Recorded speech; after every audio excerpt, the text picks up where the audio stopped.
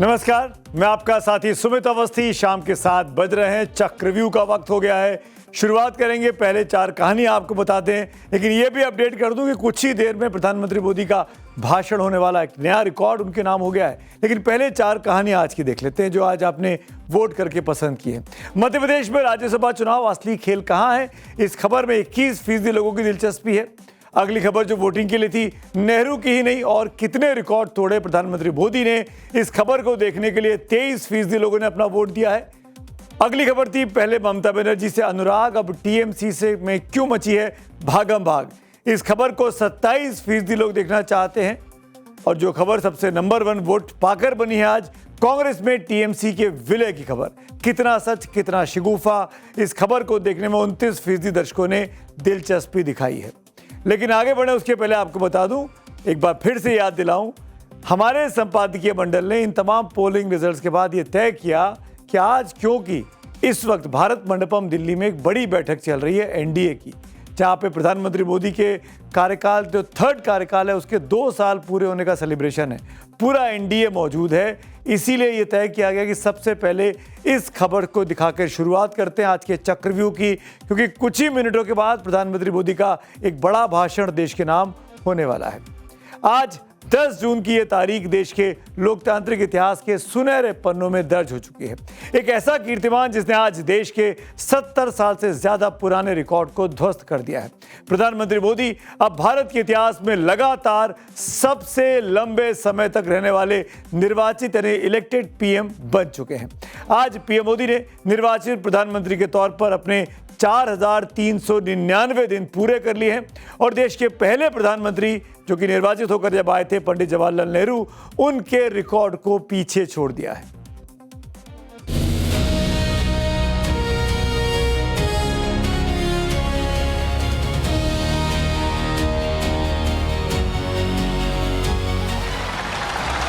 मैं नरेंद्र दामोदर दास मोदी ईश्वर की शपथ लेता हूं कि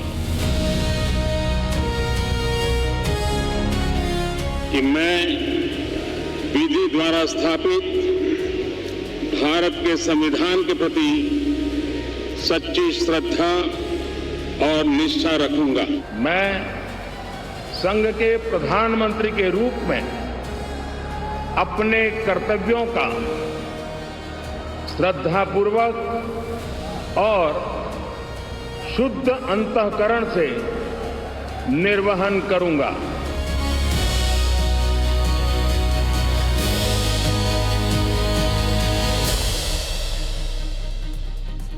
भारत मंडपम की ओर ले चलो, उसके पहले कुछ चीजें याद दिलाता हूं। 26 मई 2014 ये वो तारीख थी जब नरेंद्र मोदी ने पहली बार देश के प्रधानमंत्री पद की शपथ ली थी। और आज यानी 10 जून को पीएम मोदी के कार्यकाल के 4399 दिन पूरे हो गए हैं। इसके साथ ही एक नया इतिहास रच दिया गया है। अब तक ये रिकॉर्ड देश के पहले प्रधानमंत्री पंडित जवाहरलाल नेहरू के नाम था, जो 1952 के पहले आम चुनाव के बाद 4398 दिनों तक लगातार प्रधानमंत्री रहे, एक निर्वाचित प्रधानमंत्री रहे। आज पीएम मोदी इस आंकड़े को पार करके देश के सबसे लंबे समय तक सेवा करने वाले निर्वाचित प्रधान बन चुके हैं। इस गणित को समझना भी बेहद जरूरी है। 15 अगस्त 1947 को आजादी के बाद जवाहरलाल नेहरू को प्रधानमंत्री के तौर पर मनोनीत किया गया था, लेकिन 1952 में जब देश में पहली बार आम चुनाव हुआ, तब जनता ने उन्हें निर्वाचित, ये चुना हुआ पीएम चुना। निर्वाचित पीएम के तौर पर पंडित नेहरू ने 13 मई 1952 से 27 मई 1964 तक, यानी अपनी मृत्यु के दिन तक, कुल 4398 दिन इस पद पर रहे। आज नरेंद्र मोदी ने निर्वाचित प्रधानमंत्री के रूप में 4399 दिन पूरा कर एक नया मील का पत्थर साबित कर दिया है। ये भी मत भूलिए, पीएम बनने के पहले, पीएम तो वो अभी बने 12 साल, उसके पहले वो लगातार 13 साल तक गुजरात के मुख्यमंत्री के तौर पर भी काम कर चुके थे। इस ऐतिहासिक उपलब्धि पर आज देश ही नहीं बल्कि दुनिया भर से बधाई संदेशों का तांता लगा हुआ है। दोपहर 12:30 बजे जब केंद्रीय कैबिनेट की बैठक हुई तो सभी मंत्रियों ने खड़े होकर तालियां बजाकर प्रधानमंत्री मोदी का अभिवादन किया। कैबिनेट में एक विशेष बधाई प्रस्ताव भी आज पारित किया गया। यह सिलसिला बधाइयों का यहां पे नहीं रुका। इसके बाद दिल्ली के भव्य भारत मंडपम में बीजेपी और एनडीए शासित राज्यों के और केंद्र शासित प्रदेशों के मुख्यमंत्रियों और उप मुख्यमंत्रियों का हुजूम उमड़ा। इस महा बैठक में भी प्रधानमंत्री मोदी के इस ऐतिहासिक रिकॉर्ड को सलाम करते हुए एक भव्य बधाई प्रस्ताव पास किया गया। लेकिन यह सफर सिर्फ दिनों की गिनती का नहीं है, यह सफर है फैसले लेने के साहस का भी। पिछले 12 सालों में मोदी सरकार ने वो तमाम कारनामे करके दिखाए हैं जिसने न सिर्फ देश की दिशा और दशा बदली, बल्कि एक आम भारतीय के जीवन को भी समृद्ध बनाने की कोशिश की है। 28 अगस्त 2014 को पीएम जन धन योजना की शुरुआत हुई थी। इसने देश के गरीबों को बैंकिंग सिस्टम से जोड़ा, करोड़ों बैंक खाते खुले, जिससे भ्रष्टाचार पर सीधी चोट हुई और हक का पैसा सीधे गरीब के खाते में पहुंचने लगा। 1 जुलाई 2015 को डिजिटल इंडिया कैंपेन लॉन्च हुआ। हाथ में मोबाइल और उंगलियों पर बैंक, भारत को डिजिटल विलेज बना दिया। आज दुनिया के सबसे ज्यादा ऑनलाइन ट्रांजैक्शंस भारत में होते हैं। 29 सितंबर 2016 को पाकिस्तान की सीमा में घुसकर आतंकियों का खात्मा किया गया। भारत ने पहली बार दुनिया को दिखाया कि अब घर में घुसकर मारेंगी की नीति भारत में चलने वाली है। अब भारत सहन नहीं करेगा। 1 जुलाई 2017 को एक देश एक टैक्स का सपना सच हुआ। जीएसटी कानून लागू होने के साथ देश की अर्थव्यवस्था को एक नया मंच मिला, जिससे टैक्स चोरी पर लगाम लगाने में बड़ी मदद मिली। 26 फरवरी 2019 को बालाकोट एयर स्ट्राइक में भारतीय वायुसेना के जाबाजों ने सीमा पार जाकर आतंकियों के लॉन्च पैड्स को नेस्तनाबूद कर दिया था, याद होगा आप सबको। इसी तरह 31 जुलाई 2019 को ट्रिपल तलाक के खिलाफ कानून के जरिए मुस्लिम महिलाओं को सदियों के मानसिक और सामाजिक उत्पीड़न से आजादी मिली। आधी आबादी को सम्मान का अधिकार दिया गया। 5 अगस्त 2019 को आर्टिकल 370 के खात्मे के साथ जम्मू कश्मीर से 2 निशान 2 प्रधान की व्यवस्था हमेशा के लिए खत्म कर दी गई। 11 दिसंबर 2019 को सिटीजनशिप अमेंडमेंट एक्ट यानी CAA देश में लागू किया गया। पड़ोसी देशों में प्रताड़ित हो रहे अल्पसंख्यक हिंदू, सिख, बौद्ध और जैनियों को भारत की नागरिकता देने का ऐतिहासिक रास्ता देश की सरकार ने साफ कर दिया। 28 मई 2023 को नए संसद भवन के जरिए गुलामी के प्रतीकों को पीछे छोड़ा गया। आत्मनिर्भर भारत को अपनी नई भव्य और आधुनिक लोकतांत्रिक इमारत मिली इसी प्रधानमंत्री मोदी के शासनकाल में। 9-10 सितंबर 2023 को G20 सम्मेलन में दुनिया के सबसे शक्तिशाली देशों के राष्ट्राध्यक्ष एक साथ दिल्ली में जुटे। भारत की कूटनीति का लोहा पूरी दुनिया ने माना और ग्लोबल साउथ की आवाज भारत के इसी शहर दिल्ली में बुलंद हुई। 22 जनवरी 2024 को रामलला की प्राण प्रतिष्ठा के साथ 500 वर्षों का लंबा इंतजार खत्म हुआ। अयोध्या में भव्य राम मंदिर का निर्माण हुआ और रामलला अपने गर्भगृह में विराजमान हुए, जिसने पूरे देश को सांस्कृतिक सूत्र में बांधने का काम किया। 7 मई 2025 को ऑपरेशन सिंदूर के जरिए वैश्विक पटल पर भारत की ताकत का एक और प्रमाण देखने को मिला था। प्रधानमंत्री मोदी को आज देश और दुनिया से बहुत सी शुभकामनाएं आई हैं। कुछ खास शुभकामनाएं आपको बता देता हूं। सबसे पहले राष्ट्रपति द्रौपदी मुर्मू ने एक्स पर पोस्ट किया। पीएम मोदी की यह उपलब्धि केवल लंबे समय तक सार्वजनिक पद पर बने रहने का मामला नहीं है, बल्कि ये प्रधानमंत्री मोदी के नेतृत्व में देश की जनता द्वारा लगातार चुनाव में जताए गए विश्वास की पुष्टि भी है। कई देशों के राष्ट्राध्यक्ष भी पीएम मोदी को आज बधाई दे रहे हैं। इनमें इटली की प्रधानमंत्री जॉर्जिया मेलोनी, मलेशिया के प्रधानमंत्री अनवर इब्राहिम के साथ साथ ऑस्ट्रेलिया, मालदीव समेत कई देशों के टॉप लीडर्स शामिल हैं। लेकिन विपक्ष, खासकर कांग्रेस को प्रधानमंत्री मोदी के इस नए कीर्तिमान से मानो मिर्ची लगी है। राहुल गांधी ने विपक्ष की भूमिका एक बार फिर से निभाई। सोशल मीडिया पोस्ट में लिखा, 12 वर्षों की गरीब विरोधी आर्थिक नीतियों और कॉम्प्रोमाइज विदेश नीति ने आज देश को ऐसे हालात में लाकर खड़ा किया है जहां लाखों लोग, परिवारों और महिलाओं को लकड़ी के जहरीले धुएं की तरफ धकेल दिया गया है। उज्ज्वला योजना में सब्सिडी वाले सिलेंडरों की संख्या 9 से घटाकर 4 कर दी गई है। प्रवासी मजदूरों की जीवन रेखा 5 किलो के सिलेंडर भी 323 रुपए तक महंगा कर दिया गया है। अरबपति मित्रों को लाखों करोड़ों की कर्ज माफी दिलाना और गरीबों को अपनी नाकामियों का बिल थमाना, ये लूट का मोदी मॉडल है। कांग्रेस के साथ विपक्ष के दूसरे नेता मोदी सरकार के 12 साल के कामकाज को किस तरीके से देख रहे हैं, आप भी सुन लीजिए जरा। उन्होंने बिखरे हुए भारत को एक किया और मोदी जी का 12 साल याद किया जाएगा। एक भारत को बिखरा दिया उन्होंने, धर्म के नाम पे, जात के नाम पे, भाषा के नाम पर। एक ने भारत को बनाया, पब्लिक अंडरटेकिंग्स, क्या था, गुलाम भारत था, सैकड़ों साल की गुलामी थी, और दूसरे ने जो बना था वो बेच दिया। नेहरू ने हर जिंदगी को छुआ और मोदी जी अपनी जिंदगी को परेशान हाल खड़ा कर दिया। नया रिकॉर्ड तो बताया ना, तोड़ेंगे नफरत फैलाने का। जो नफरत फैल रही है भाजपा के मंत्रियों द्वारा, आए दिन हम देख रहे हैं, आप और हम किस तरह से हो रहा है, तो ये बस नफरत ही फैलाना। मेन मुद्दे पे कब बात करेंगे, लंबा लंबा छोड़ेंगे, उसके सिवा काम की कोई बात नहीं करेंगे ये लोग। देश के मुद्दों पे कोई काम नहीं करेंगे, युवाओं के लिए, अनएम्प्लॉयमेंट के लिए कुछ नहीं बोलेंगे। भारतीय जनता पार्टी ने इस लोकतंत्र में वो सारे काम किए हैं जो लोकतंत्र की हत्या करता है, और हम ये भी जानते थे कि 2024 में ये तैयारी में थे इस संविधान को बदलने के लिए। तो विपक्ष बीजेपी के इस जश्न के मौके पर भले ही हमलावर हो गया हो, लेकिन बीजेपी और एनडीए ने भी इन हमलों का जवाब देने के लिए अपनी पूरी टीम आज मैदान में उतार दी है। देखिए जरा। और भारत के इतिहास में पहली बार हुआ है कि हमारी विरासत को सम्मानजनक दृष्टि से देखा जाने लगा, और वही कांग्रेस के कार्यकाल में हमारी विरासत को एक तरीके से इग्नोर किया गया था। उस विरासत को, उस बहुत ही समृद्ध विरासत को माननीय प्रधानमंत्री श्री नरेंद्र मोदी जी ने प्राथमिकता दी और विरासत के साथ विकास को लेकर आगे बढ़े। प्रधानमंत्री श्री नरेंद्र मोदी जी के कुशल नेतृत्व में भारत नई ऊंचाइयों को छू रहा है। भारत का वर्चस्व पूरे विश्व में बढ़ रहा है, और वो आगे चल के देश को एक विश्व गुरु और विश्व ताकत के रूप में जो बनाने के मिशन में लगे हैं, उस मिशन में वो कामयाब हो। कोई लोकतंत्र का हरण करके नहीं, जनता ने जनादेश दिया और सर्वाधिक दिनों तक आदरणीय नरेंद्र मोदी जी आजाद हिंदुस्तान के प्रधानमंत्री बने हैं। ये उनके लिए तो गर्व का विषय ही है, देश में गैर कांग्रेसवाद की राजनीति करने वालों के लिए भी गर्व का विषय है। सियासी घमासान के बीच एक कड़वा सच ये है कि विपक्ष हार से सबक नहीं लेता है, लेकिन बीजेपी वो न सिर्फ सीखती है बल्कि और जोरदार वापसी भी करती है।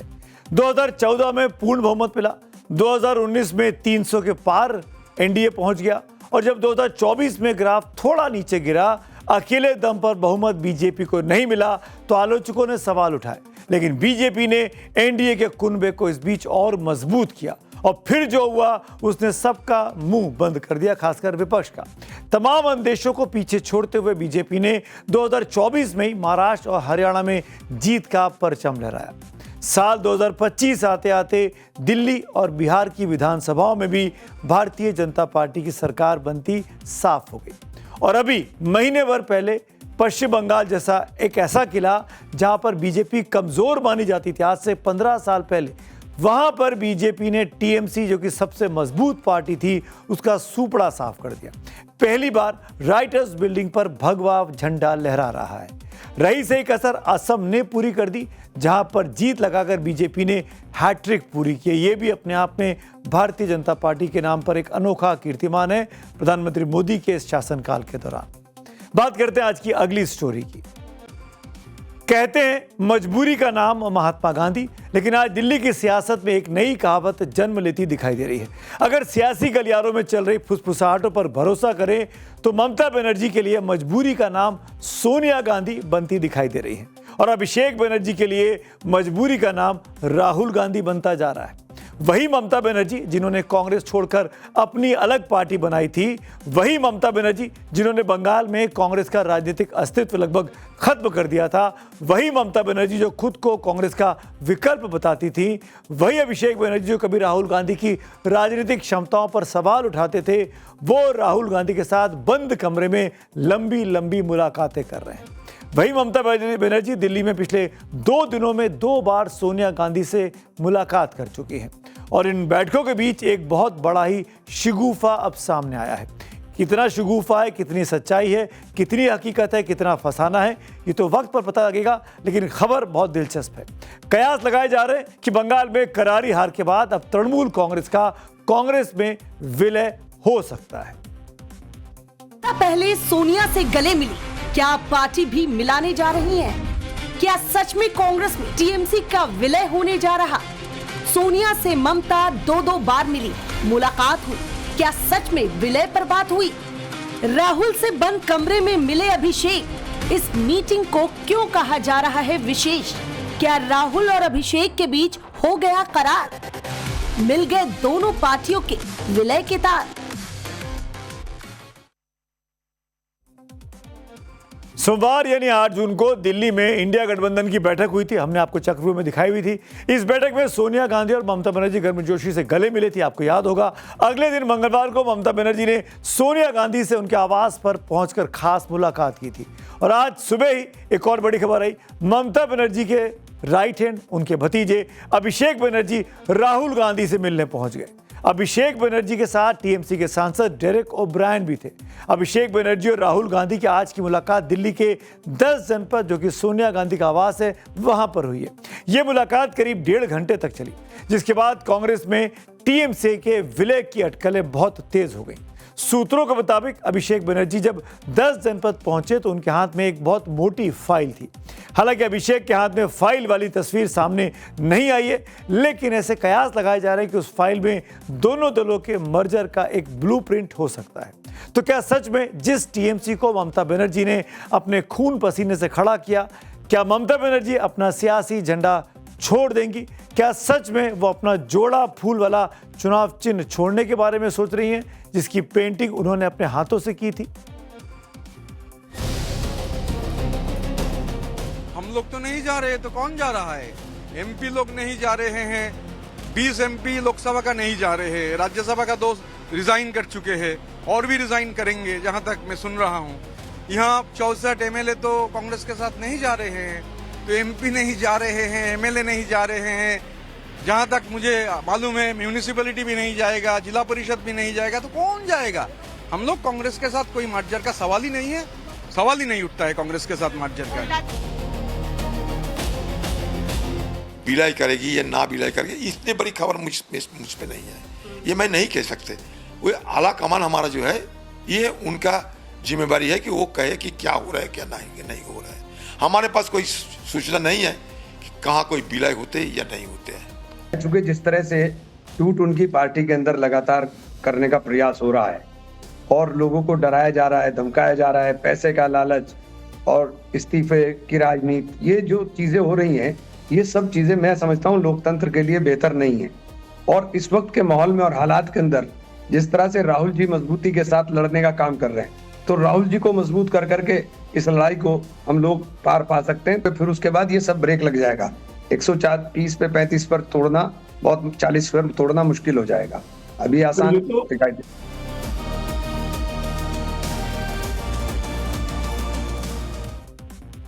कहते हैं कि राजनीति का हर सियासी सौदा कीमत मांगता है, और अगर टीएमसी का कांग्रेस में विलय होता है तो बदले में ममता बनर्जी को क्या मिलेगा? उनके भतीजे अभिषेक बनर्जी, जो कि पार्टी से सभी बागी सांसद और विधायक के निशाने पर हैं, उन्हें कांग्रेस लेगी, और लेगी तो कौन सा पद देगी, कैसे उनको एडजस्ट करेगी? अब जो जानकारी मिल रही है सूत्रों के मुताबिक, वो सुन लीजिए। विलय का प्रस्ताव सोनिया गांधी की तरफ से दिया गया है, और आज अभिषेक बनर्जी ने राहुल गांधी से मीटिंग के दौरान ममता बनर्जी के लिए राज्यसभा में नेता विपक्ष के पद की मांग रखी है। ये वही पद है जिस पर अभी कांग्रेस के अध्यक्ष मल्लिकार्जुन खड़गे साहब विराजमान हैं। हालांकि इसकी पुष्टि अभी तक नहीं हो पाई है, लेकिन सूत्रों का दावा है कि अभिषेक बनर्जी ने मांग की है कि कांग्रेस ममता बनर्जी को राज्यसभा भेजे और फिर ममता को राज्यसभा में नेता विपक्ष बनाया जाए। वहीं एक दूसरा दावा भी एक और सामने आया है। इस दूसरे दावे के मुताबिक सोनिया गांधी ने ममता बनर्जी को विलय के बाद कांग्रेस की राष्ट्रीय उपाध्यक्ष बनाने का प्रस्ताव दिया। वहीं उनके भतीजे अभिषेक बनर्जी को कांग्रेस महासचिव का पद और बंगाल कांग्रेस की कमान देने के दावे सामने आए हैं। ये तमाम बातें सूत्रों के मुताबिक हैं।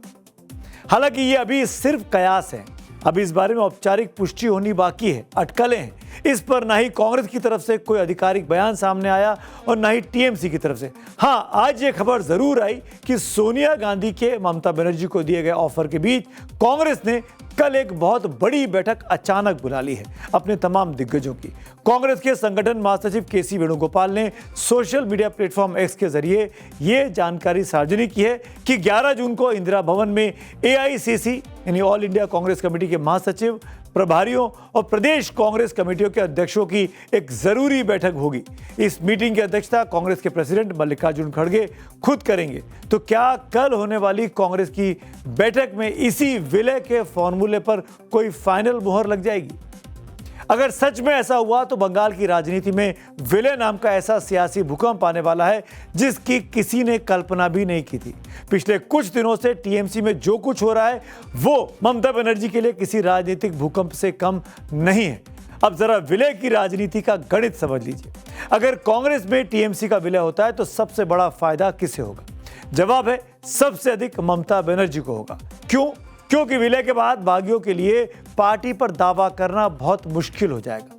लोकसभा की बात करें तो लोकसभा में कांग्रेस के पास अभी कुल 98 सांसद हैं। वहीं टीएमसी की बात करें तो वो उसके एमपीज की संख्या 28 है। अगर विलय हो जाता है तो दोनों का आंकड़ा जुड़कर 98 और प्लस 28 126 हो जाएगी। ऐसे में टीएमसी के बागी गुट को तोड़ने के लिए, अगर टीएमसी का कोई बागी गुट है, अगर वो निकलना चाहे तो उसको 2/3 समर्थन चाहिए होंगे और 128 का 2/3 का आंकड़ा होता है 84 सांसदों का। 84 एमपी चाहिए होंगे तब ये 2/3 होंगे, तब वो अलग गुट बन सकते हैं और टूट सकते हैं। ये करना किसी के लिए भी आसान काम नहीं है, 84 सांसदों को एक साथ लेकर आना। सिर्फ लोकसभा ही नहीं, राज्यसभा में अगर विलय की बात करें तो कांग्रेस और तृणमूल की संयुक्त संख्या काफी मजबूत हो जाती है। यानी आज जो लोग टीएमसी को तोड़ने का सपना देख रहे हैं, एक नया गुट बनाने की बात कर रहे हैं जो कि बीजेपी को सपोर्ट कर सकता है, कल वे खुद नंबर्स के खेल में फंस सकते हैं। दूसरे शब्दों में कहें तो कांग्रेस में विलय ममता बनर्जी के लिए राजनीतिक सुरक्षा कवच के तौर पर देखा जा रहा है। लेकिन आगे बढ़ने से पहले आपको मैं एक और बात क्लियर कर देना चाहता हूं कि ये अभी सिर्फ दावे हैं, कयास हैं, अटकलें हैं और ये इसलिए हैं कि कुछ बड़े नेताओं ने ऐसे बयान दिए हैं, चाहे वो इमरान मसूद हो, चाहे वो उदित राज हो, चाहे वो टीएमसी के बागी रिजू दत्ता हो। कयास लगाए जा रहे हैं कि कोई ठोस बयान अभी किसी भी दल की तरफ से औपचारिक तौर पर नहीं आया है। पर यह भी बड़ा अनयूजुअल है कि ममता बनर्जी और अभिषेक बनर्जी, जो कि कांग्रेस को एक तरीके से चैलेंजर के तौर पर देखते थे, वो उनके साथ बातचीत करने में गुरेज नहीं कर रहे हैं, उनके घर जाकर उनके साथ बैठ रहे हैं। आज सबसे बड़ा सवाल यही है कि क्या ममता बनर्जी अपनी पार्टी बचाने के लिए कांग्रेस का हाथ थामेंगी? क्या अभिषेक बनर्जी अपने राजनीतिक भविष्य को सुरक्षित करने के लिए राहुल गांधी के साथ नई शुरुआत करेंगे? ये कयास इसलिए लगाए जा रहे हैं क्योंकि पिछले कुछ दिनों से टीएमसी में जो कुछ हो रहा है उसे अगर एक शब्द में कहें तो भागम भाग मची है।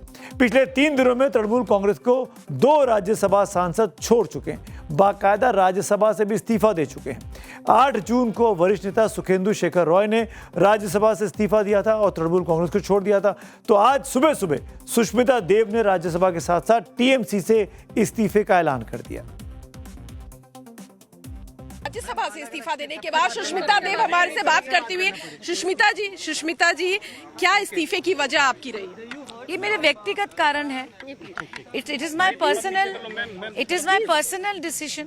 सुष्मिता जी, कांग्रेस पर मुझे याद है जब कांग्रेस पार्टी आपने छोड़ा था उस समय भी कांग्रेस की लीडरशिप को लेकर के कोई सवाल नहीं खड़े किए, कोई नाराजगी नहीं बताई, कोई ऐसा रीजन नहीं बताया कि कांग्रेस पार्टी क्यों छोड़ रही है। वही लाइन ऑफ एक्शन अभी टीएमसी में भी आप दे रही हैं, लीडरशिप के खिलाफ कोई बात नहीं करी। क्या वापसी का रास्ता आप रहने देना चाहती है?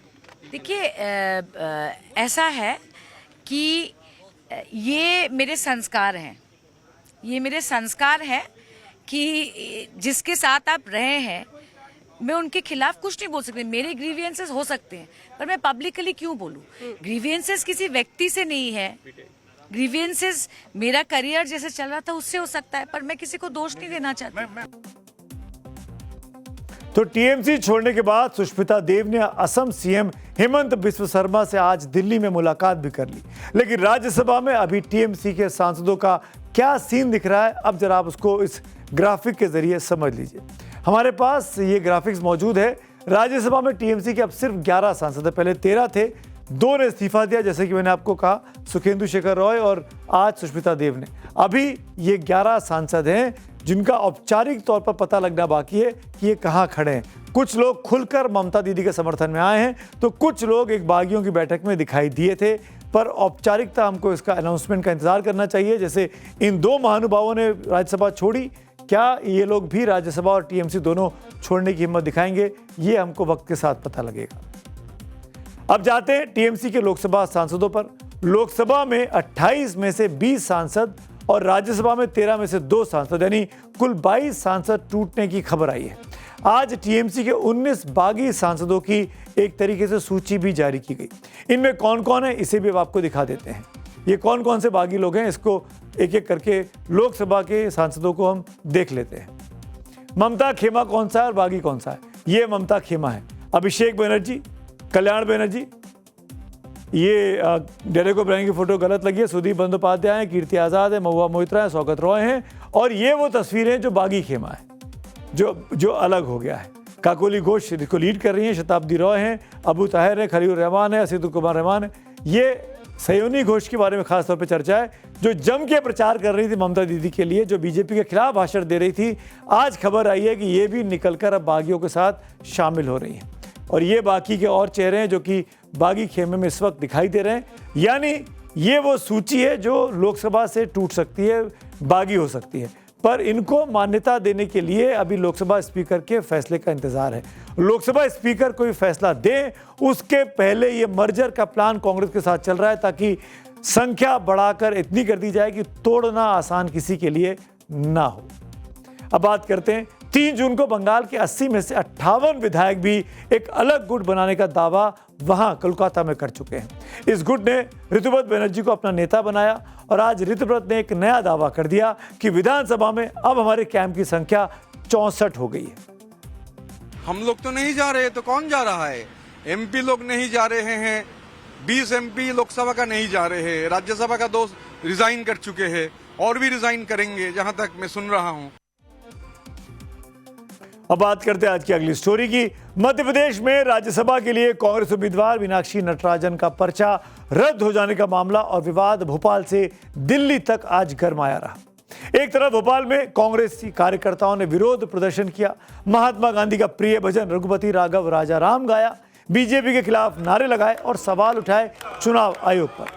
दूसरी तरफ कांग्रेस के 10 सदस्यीय प्रतिनिधि मंडल ने दिल्ली में केंद्रीय चुनाव आयोग से मुलाकात की। उन्होंने चुनाव आयोग से कहा कि मीनाक्षी नटराजन का नामांकन रद्द करने का रिटर्निंग ऑफिसर का फैसला बिल्कुल गलत है और कानून के मुताबिक नहीं है।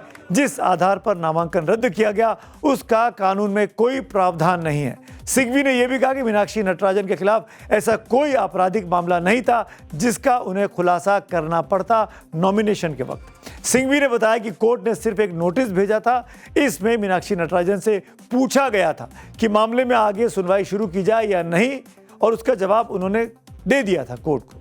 कांग्रेस का यह भी कहना है कि वो लोकतंत्र की रक्षा के लिए इस लड़ाई को अंतिम दम तक लड़ेगी। दूसरी तरफ बीजेपी कह रही है कि कांग्रेस से अपना घर तो संभलता नहीं और चलिए दूसरों पर सवाल उठाने के लिए।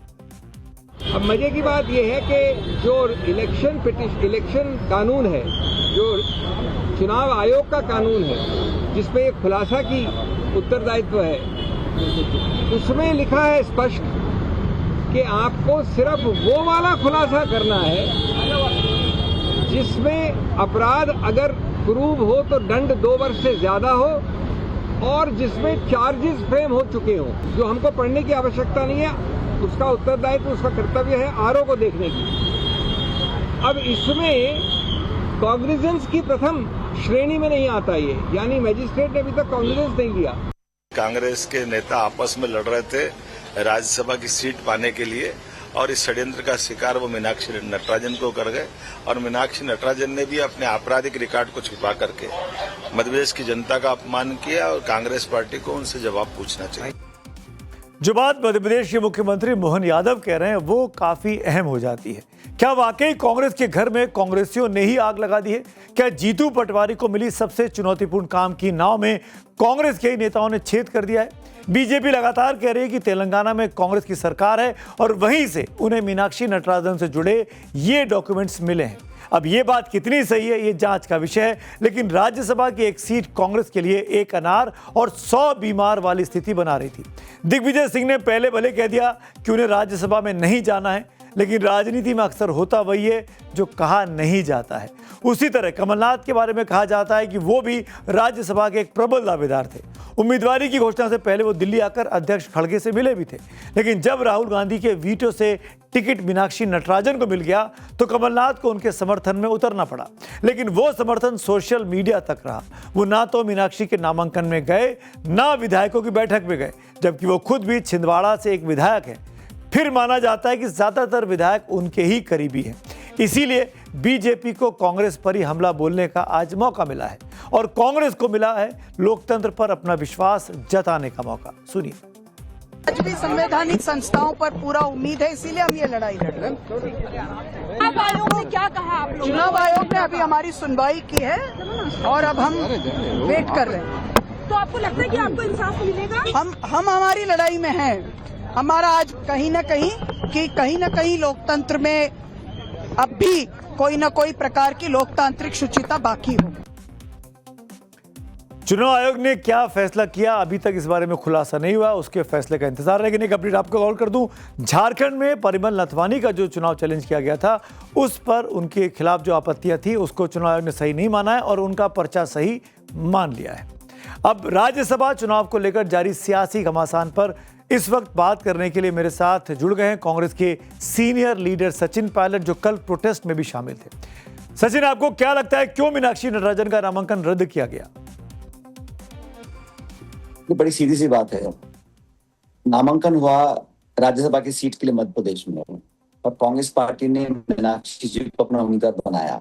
वहां पे हमारे पास पर्याप्त संख्या बल है सीट जीतने का, लेकिन डेडलाइन से कुछ मिनट पहले इलेक्शन कमीशन जो प्रदेश में है उन्होंने उनका नामांकन रिजेक्ट कर दिया इस ग्राउंड पे कि उन्होंने कुछ खबर छिपाई है, कुछ इन्फॉर्मेशन छिपाई है। जी, कानून ये कहता है कि अगर कोई पुलिस केस है, कोई FIR है, कोई चार्जशीट है, कोई मुकदमा है, उसका जिक्र आप अपने एफिडेविट में ना करें तो इलेक्शन कमीशन एक संज्ञान ले सकता है। लेकिन ऐसा कोई तथ्य नहीं है और मुझे लग रहा है कि बिना वजह दबाव में इलेक्शन कमीशन ने मीनाक्षी जी का नॉमिनेशन रिजेक्ट किया।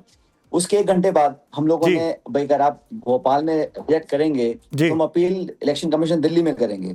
हम ठीक 1 घंटा बाद ज्ञापन देने के लिए इलेक्शन कमीशन गए। वहाँ ताला पड़ा हुआ है, कोई अधिकारी नहीं, कोई अफसर नहीं, हमसे मिलने के लिए मना कर दिया।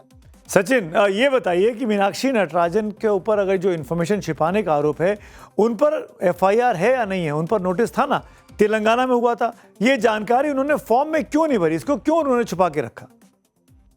ये मुकदमा उनके ऊपर नहीं था, उनको नोटिस दिया गया था।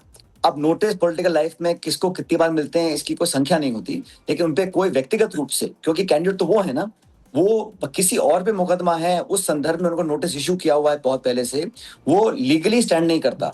इसलिए उस by the way supreme court का ऑर्डर है कि छोटे मोटे कारणों के खातिर अगर आप किसी का नामांकन रिजेक्ट करते हैं तो सुप्रीम कोर्ट ने उसको गलत माना है।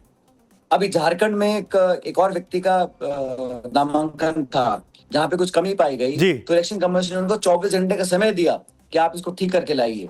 तो प्योर पक्षपात हुआ है, जानबूझ के उनका नामांकन रिजेक्ट किया गया। सचिन, एक चीज और गंभीर है ये बात, कैलाश विजयवर्गीय बीजेपी के बड़े नेता, उन्होंने सीधा तौर पर इल्जाम लगाया कि कांग्रेस के नेताओं ने ये पेपर बीजेपी को दिए हैं तभी हमारे पास पहुंचे। कांग्रेस में इसका मतलब दो फाड़ है। भाजपा के कोई नेता कुछ भी एलिगेशन लगाए, लेकिन संविधान, संस्थाएं, निर्वाचन आयोग निष्पक्ष होनी चाहिए। मेरे कहने से कुछ होगा तो बात ठीक नहीं है ना, लेकिन अगर तथ्यात्मक कोई विवरण नहीं है, कोई लीगल कॉज नहीं है और आप कांग्रेस के कैंडिडेट को जानबूझ के उनका नामांकन रिजेक्ट कर रहे हैं, मुझे लगता है बहुत गलत है। खैर, अभी 12 बजे दोबारा हमारी मीटिंग होगी, हमारे नेता कुछ लोग सचिन, ये मुझे बताइए, दो फाड़ कांग्रेस में है कि नहीं है? तभी तो आप विधायकों को लेकर आपका विशेष विमान से आप भोपाल से बाहर जा रहे थे। दिग्विजय सिंह और कमलनाथ के बीच आपस में इस सीट को लेकर काफी ज्यादा खबरें सामने आई, अनबन थी, एक राय पार्टी के भीतर नहीं बन पा रही थी। तो मैं कह रहा हूं हमारे अंदर 2 फाड़ हो 6 फाड़ हो, वो हमारा अंदरूनी मामला है। लेकिन निर्वाचन आयोग तो नहीं देखता ना कि अगर पार्टी में 3 फाड़ या 4 फाड़ है तो हम रिजेक्ट कर देंगे। इलेक्शन कमीशन तो निष्पक्ष होना और दिखना चाहिए हमारे विधायकों को, क्योंकि भाजपा ने बहुत चुनावों के अंदर वोटों को इधर उधर किया है। तो अपने विधायकों को इकट्ठा रखकर उनकी वोट डलवाने की एक नॉर्मल प्रक्रिया हो सकती है। हम हर बार करते हैं। राजस्थान में कई बार में चुनाव देखा है, भाजपा ने अपने विधायकों को 100 विधायकों को होटल में बंद रखा था, बंदरबाड़ा, जबकि सरकार उनकी थी। तो अलग अलग स्टेट्स पर अलग अलग प्रिकॉशंस पार्टियां लेती हैं, लेकिन ये कोई मापदंड नहीं है कि हमारे विधायकों को हम अगर प्रोटेक्ट कर रहे हैं भाजपा के प्रलोभन से, तो इलेक्शन कमीशन। सचिन, एक बात ईमानदारी से बताइए, कोई है घुसपैठिया आपकी पार्टी में, घर का बेदी? कौन है जो घर की बात बीजेपी तक पहुंचा रहा है? किसी पे शक है आपको? कोई भी बताए, अगर बेकार की बात कोई बता भी रहा है तो संज्ञान नहीं ले सकता इलेक्शन कमीशन। अगर उस बात में कोई मेरिट हो, अगर ऑन लीगल ग्राउंड्स आप किसी को डिस्क्वालीफाई करते हो, मैं एक्सेप्ट कर सकता हूं, लेकिन कोई ग्राउंड नहीं है, लीगल स्टैंडिंग नहीं है, और ये अफवाह फैला देना कि खबर यहां से आई वहां से आई, इसका कोई मीनिंग नहीं है। खबर कौन देता है? सचिन, ये भी तो हमने देखा है कि अजय माकन राज्यसभा का चुनाव हारे थे हरियाणा में, सुरजेवाला चुनाव अपना एक बार हार चुके हैं कांग्रेस की इंटरनल फाइट्स की वजह से। इसीलिए बात समझ में आ रही है ना कि कांग्रेस के अंदर एकता नहीं है, ये अंदरूनी लड़ाई है। सुनिए मेरी बात, हम चुनाव हारे या जीते, ये हमारी पॉलिटिक्स है। भाजपा का 100 तरह के हथकंडे वो अपनाते हैं, वो अलग बात है, लेकिन आप किसी का लीगल डॉक्यूमेंट नॉमिनेशन रिजेक्ट कर रहे हैं इस आधार पे कि कांग्रेस पार्टी के लोगों ने शायद खबर दी होगी, हमारे अंदर 2 फैक्शन 6 फैक्शन है, भाजपा में 27 फैक्शन है, कोई बोलने को तैयार नहीं है, लेकिन ये कोई ग्राउंड नहीं हो सकता। पॉलिटिकल मैनेजमेंट एक अलग इशू है, लेकिन लीगल नॉमिनेशन को आप बिना ग्राउंड के रिजेक्ट करें, दैट इज। सचिन, आपकी बात मैं समझ गया, चलिए 1 मिनट के लिए, कि भाई वहां पर दिक्कत थी रिटर्निंग ऑफिसर के बिहेवियर में, लेकिन जो रिटर्निंग ऑफिसर ने अपने फैसले में लिखा है वो तो आपने ही पढ़ा होगा ना। उन पर लिखा है कि मीनाक्षी नटराजन ने खुद माना कि नोटिस उनको मिला था, उन्होंने नोटिस का जवाब भी दिया है कोर्ट को, और ये जानकारी अगर वो राज्यसभा वाले फॉर्म में दे देती तो शायद ये स्थिति नहीं होती, उनका नामांकन रद्द नहीं होता। कई बार, सुनिए मेरी बात, कई बार नोटिस बाय डाक भी आते होंगे। हम सब पॉलिटिकल लाइफ में हैं, हमको पता नहीं कोई धरना दे रहा है, कोई प्रदर्शन कर रहा है, नोटिस आते होंगे, लेकिन issuing a notice is not legal ground for disqualification. कोई हत्या का मामला हो, कोई बहुत बड़ा आपराधिक मामला हो, कोई केस चल रहा हो, कोई कन्विक्शन हो, कोई एफआईआर भी हो, मैं वहां तक मानता हूं, और ये ब्लैक एंड व्हाइट है, इसमें मनमानी तरीके से कोई अधिकारी नहीं कर सकता। एक प्रेसिडेंट है, सुप्रीम कोर्ट की रूलिंग है, और बाकी लीगली इसमें कोई इशू नहीं है। लेकिन जिस तरह दबाव में किया गया, पूरे देश में आज हाहाकार मचा हुआ है कि अगर विपक्ष के लोगों को पहले तो पहले आप लोग इल्जाम लगा रहे थे कि बीजेपी वोट चोरी करती है चुनाव आयोग के साथ मिलकर, अब आप ये कह रहे हैं कि बीजेपी चुनाव आयोग से मिलकर सीट चोरी कर रही है। वो तो कर ही रहे, वो तो कल धड़ल्ले से किया है ना, और 10 मिनट पहले कर दिया उसको, 6 साढ़े 6 बजे डिस्क्वालीफाई किया। हम 7:15 साढ़े 7 वहां पर ज्ञापन देने पहुंचे तो दरवाजे बंद, इलेक्शन चल रहा है, मुख्यालय है इलेक्शन कमीशन का। ऐसा हो सकता है कि जो zoning election process, election commission ताला बंद करके चले जाए वहां से और ज्ञापन लेने से मना कर दें।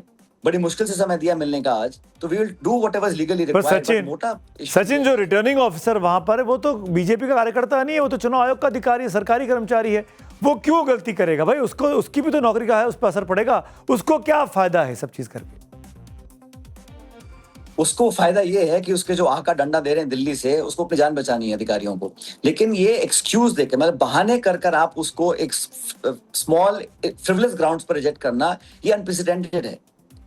ऐसा हो नहीं सकता, बिकॉज ये सुप्रीम कोर्ट का एक ऑर्डर ऑलरेडी आया हुआ है। मैं फिर कह रहा हूं आपको, कोई व्यक्ति अगर कुछ छुपाता है, मैं मानता हूं आप रिजेक्ट कर दिए, कोई केस हो, कोई बहुत बड़ा आपराधिक मामला हो, या आपने जानबूझ के कुछ हट किया हो, लेकिन एक नोटिस इशू हुआ था, और notice is not a complaint, an FIR, a charge sheet or a conviction. It is a notice on some. Sachin, इस बारे में आपसे बहुत से सवाल किए, अब एक मुद्दा और है, आपकी इजाजत से पूछना चाह रहा हूं। अभी 2 दिन पहले अशोक गहलोत जी ने बहुत बड़ा बयान दिया और आपके ऊपर काफी लांछन लगाए। आपकी क्या राय है गहलोत जी के बारे में? हम सब मजबूत कांग्रेस के कार्यकर्ता हैं, और चाहे कुछ हो जाए, हम सब जॉइंटली भाजपा की सरकारों को हराने का काम करेंगे, मिलकर करेंगे। आप गहलोत जी के बारे में क्या कहना चाहेंगे? क्या आप उनके बयान पे चुप रहेंगे 4 दिन पहले जो उन्होंने कहा था? मैंने कहा ना, हम सब मिलकर कांग्रेस परिवार के अमूल्य सदस्य हैं, और हमारा उद्देश्य इतना ही है कि जो हालात देश में पैदा हुए हैं, पेपर लीक हो रहा है, करप्शन हो रही है, महंगाई बढ़ रही है, कोई सुनने को तैयार नहीं है, लोग त्राही कर रहे हैं, नौजवान बेरोजगार हैं, उस व्यवस्था को सुधारने के लिए पूरा देश, पूरा कांग्रेस परिवार और पूरा इंडिया परिवार एक था, एक है और एक रहेगा। चलिए, शुक्रिया सचिन हमसे बात करने के लिए। और सचिन पायलट को आपने सुना, इस पूरे मुद्दे पर कांग्रेस को क्या कहना है? अब जाहिर तौर पर बीजेपी से भी बात करनी चाहिए। बीजेपी के मध्य प्रदेश के अध्यक्ष हेमंत खंडेलवाल मेरे साथ जुड़ रहे हैं। हेमंत जी, धन्यवाद बात करने के लिए। आपको ये पेपर कहां से मिले? क्या ये वाकई में सच है कि कांग्रेस के लोगों ने ये पेपर आप तक पहुंचाए थे, मीनाक्षी नटराजन वाले? सब अगर चुनाव होता, वोटिंग होती तो भी हम चुनाव जीतते। हमारे पास सफिशिएंट सदस्य थे और अंतरात्मा की आवाज पे बहुत सारे लोग नहीं, हमारे पास तो बहुत थे। कांग्रेस का कल प्लेन तैयार रहा 3 घंटे, उसमें आधे ही सदस्य गए। तो उनसे पूछिए 2 दिन की तैयारी में 20 लोग नहीं जा रहे। तो या तो उसका डर था। मुझे तो कागजात, हमारा तो तेलंगाना में कोई सरकार भी नहीं है, कुछ नहीं है। हमें तो कागजात वहीं से किसी ने भिजवाए, किसने भिजवाए ये मैं आपसे नहीं बता सकता। नहीं, पर हेमंत जी मैं तो ये पूछूंगा आपसे, क्योंकि आप लाइव हैं, तमाम लोग आपको देख रहे हैं।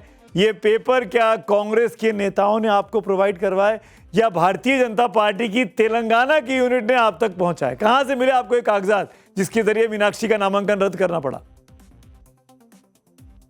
सब किसी के फॉर्म में कौन सा फॉर्म नहीं भरा जा रहा और कौन से कागज है, ये तो उसके परिवार के सदस्यों को मालूम होगा जो उनके नज़दीक होंगे।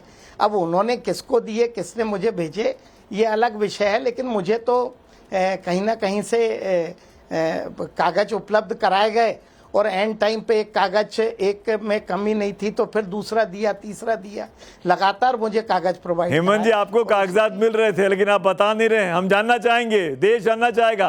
कांग्रेस घुसपैठिया कौन कांग्रेस का? कांग्रेस में धुरंधर कौन है आपका? सब मैं इसके बारे में क्या बोलूं, ये तो कांग्रेस ही आपको बता सकते हैं। लेकिन हमारे पास सारे कागज थे और जब फॉर्म भरा गया तो मुझे लगता है कहीं ना कहीं चूक हुई है, जाने बाजे चूक की गई। हेमंत जी, बता सकते हेमंत जी, तीसरी सीट के लिए बीजेपी के पास विधायक नहीं थे, 9 या 10 लोग कम थे। तीसरी सीट फिर आपने तीसरा उम्मीदवार क्यों खड़ा किया? इसका मतलब कहीं ना कहीं आपको लग रहा था कि आप इस चुनाव में कुछ तिकड़म कर लेंगे, किसी तरीके से सीट जीत सकते हैं, तभी तो आपने तीसरा उम्मीदवार खड़ा किया। आपके मन में कोई जोड़ तोड़ चल रही थी कि आपके मतलब पार्टी के मन में? सब हमारे पास में लगभग बराबर के नंबर थे। उनके 2 जो विधायक है वो क्वालिफाई नहीं कर रहे थे और बाकी आप ही की सबकी जानकारी में है कि उनके आधे लोग उनके साथ जाने को तैयार नहीं थे। उनका प्लेन 6 घंटे रनवे पे रहा, 2 दिन से वो तैयारी कर रहे थे। कुल 20-22 विधायक उनके साथ नहीं। हेमंत जी आपने वक्त निकाला, मेरे साथ जुड़े, उसके लिए आपका शुक्रिया। बहुत बहुत वक्त की कमी है, माफी चाहूंगा मैं, लेकिन कुल मिलाकर ये बहुत इंटरेस्टिंग लड़ाई होगी। अब ये कोर्ट में चली गई, कोर्ट में क्या होगा उस पर हमें नजर रहेगी। कार्यक्रम के आखिर में आ गया हूं, बात हुई पब्लिक व्यू की। ऋषभ मिश्रा का पब्लिक व्यू है। फिलहाल मोदी सरकार ने सत्ता में आने की हैट्रिक को बरकरार रखा है। अब निगाहें 2029 के चुनावों पर रहेंगी। एक और पब्लिक व्यू नामदेव सूर्यवंशी का है। ईसीआई बीजेपी पर दोष मरने की बजाय कांग्रेस की लीगल टीम को बेहतर काम करना चाहिए था। कांग्रेस पार्टी को अपनी गलतियों के लिए दूसरों पर दोष मढ़ने की आदत है। तो आज मेरे साथ इतना ही। आपसे मुलाकात होगी कल, तब तक के लिए शुभ रात्रि।